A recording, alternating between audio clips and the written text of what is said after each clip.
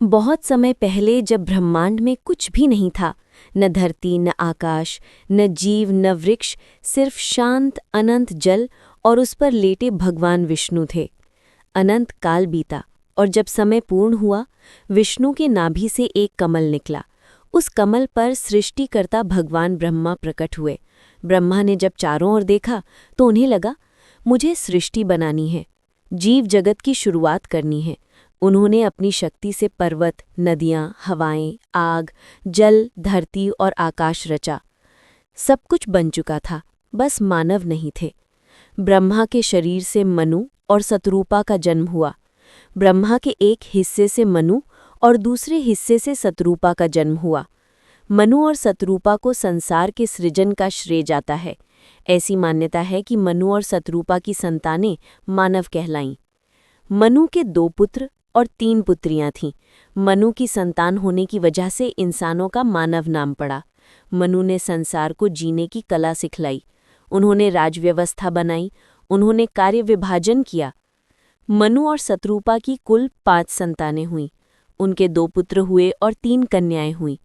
प्रियव्रत और उत्तानपाद उनके पुत्रों के नाम थे। आकुति, देवहूति और प्रसूति 3 कन्याएं हुईं। आकुति का विवाह रुचि प्रजापति के साथ और प्रसूति का विवाह दक्ष प्रजापति के साथ हुआ था। देवहूति का विवाह प्रजापति कर्दम के साथ हुआ। कपिल ऋषि देवहूति की संतान थे।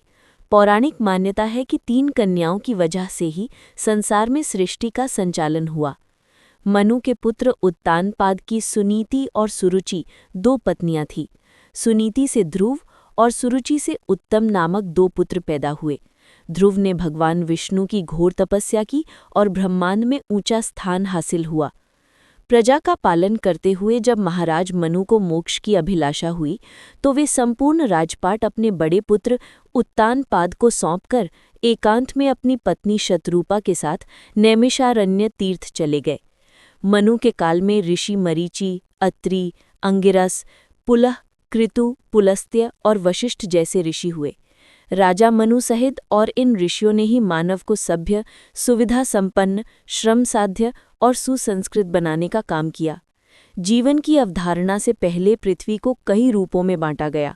पाताल, धरती, स्वर्ग जैसे कई हिस्से बनाए गए। स्वर्ग से ही ब्रह्मा ने स्वयंभू मनु को धरती पर अवतार लेने के लिए कहा।